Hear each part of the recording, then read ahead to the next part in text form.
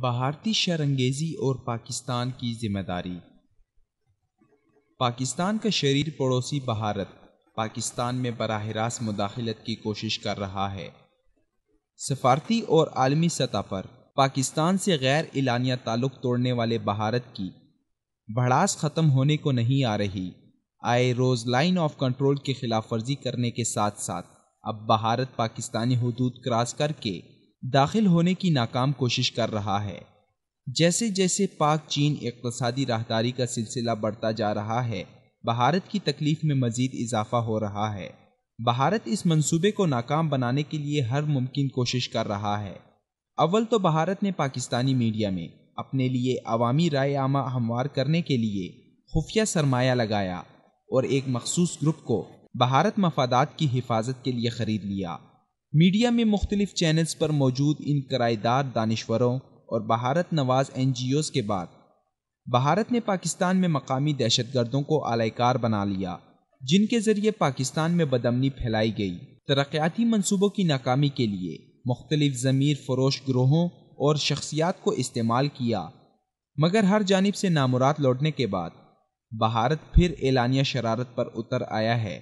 ہر ہفتے متعدد بار لائن آف کنٹرول پر فائرنگ کر کے عام لوگوں کو شہید کرنا، خفیہ آبدوز پاکستان کے بحری حدود میں بھیجنا اور اب ڈرون کیمرے کو پاکستان کی حدود میں بھیجنا، بھارتی فوج براہ راست پاکستان کو چیلنج کر رہی ہے۔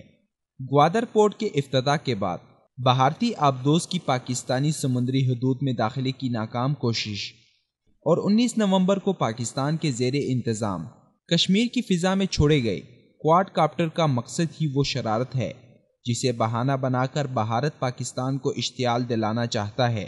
پاکستان آرمی نے اس سے پاکستان کی حدود میں صرف 60 میٹر داخل ہونے کے بعد چند سیکنڈوں میں تباہ کر دیا۔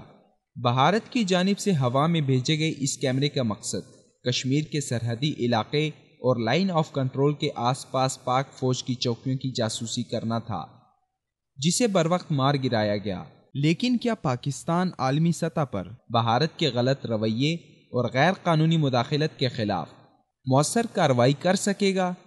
پاکستان کو بھارتی جارحیت کے منہ توڑ جواب کی ضرورت کے ساتھ ساتھ عالمی سطح پر بھی بھارت کے اصل چہرے سے نقاب کشائی کی ضرورت ہے کہ بھارت ہر ممکن طریقے سے جنگ کے بہانے تلاش کر رہا ہے، مگر دوسری جانب دنیا بھر میں پاکستان پر دہشت گردی کا الزام لگاتا رہا۔ پاکستان کو بھارتی رویوں کو سمجھ کر بھارت سے اس طرز کے معاملات استوار رکھنے ہوں گے جس طرز کے تعلقات بھارت پاکستان کے ساتھ رکھ رہا ہے۔